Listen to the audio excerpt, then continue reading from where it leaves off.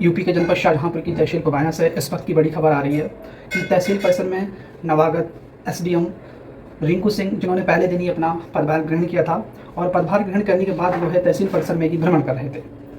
इस दौरान उन्होंने एक जो वकील साहब हैं वो टॉयलेट में जो है टॉयलेट ना करके पास में कर रहे थे। इस संबंध में उप जिलाधिकारी महोदय ने उनको फटकार लगाते हुए जो है 10 उठक बैठक लगवाई हैं, 10 या 20 के करीब लगवाई थी।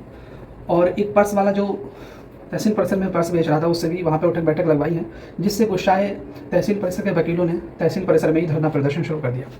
इस संबंध में जैसे ही उनसे वार्तालाप करने को जो उप जिलाधिकारी नवागत उप जिलाधिकारी रिंकू सिंह उनसे पहुँचते हैं तो वो लोग जो है नारे लगाने लगते हैं।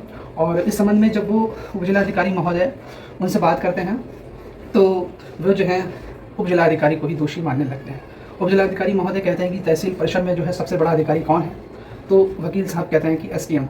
इतना कहते ही जो उप जिलाधिकारी हैं वो उनसे माफ़ी मांगते हैं वकीलों से और 5 उठक बैठक लगवाते हैं। देखते ही देखते पास के जो वकील हैं उनका हाथ पकड़ते हैं और उनको रोकने की कोशिश करते हैं, लेकिन वो उनका हाथ झटक करके उनसे दूर कर लेते हैं और उठक बैठक लगाते हैं। तो इस मामले को लेकर के जो सुर्खियों में आए हैं, हालांकि बाद में बार अध्यक्ष हैं जो तहसील परिसर के, उन्होंने इस संबंध में खेद व्यक्त किया है कि नवागत एसडीएम, जो कि अभी हाल ही में मसूरी से दिव्यांग कोटे से जो है आईएएस अधिकारी बन के एसडीएम के रूप में चयनित जनपद शाहजहाँपुर में आए थे, और उन्होंने इस जो है उठक बैठक लगा करके में कुछ लोग दिखाई दिए जो टॉयलेट के पास में टॉयलेट बनी हुई थी, शौचालय बने हुए हैं मुख्य पुरुषों वाले, उसमें टॉयलेट न करके वो बराबर में टॉयलेट कर रहे थे। जब उनसे पूछा तो उनका सीधा से कहना था हम टॉयलेट में नहीं जाएंगे। तो उन्हें आगाह करने के लिए मैंने उनसे उठ बैठक लगाई, जिससे कि वो आगे के लिए आगाह रहें। तो मैंने कहा कि आप उठ बैठक लगाइए जिससे आपको कमी एहसास रहे। ऐसे ही जो एक कुछ बच्चे जो हैं स्पेशली जो प्राइमरी स्कूल के जूनियर स्कूल के बच्चे घूम रहे थे माँ बाप के साथ में, तो माँ बाप से पूछा गया कि भाई आप क्यों आ रहे हो, तो उनका यह था कि हम जा रहे हैं तो बच्चे को लेके जाएं। तो लगा कि कहीं ना कहीं माँ बाप की वजह से बच्चों का नुकसान हो रहा है, और चूँकि माँ बाप को पता नहीं है शिक्षा का कितना महत्व है, तो उनको आगाह कराने के लिए उनसे जो है उठ बैठक लगवाई गई।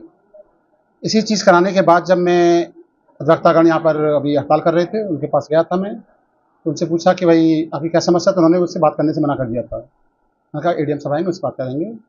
फिर उन्होंने आरोप लगाना शुरू कर दिया और बात को बढ़ाना शुरू कर दिया कि आपने उठ बैठक कैसे लगवा दी। तो उनको बताया मैंने ये कारण थे।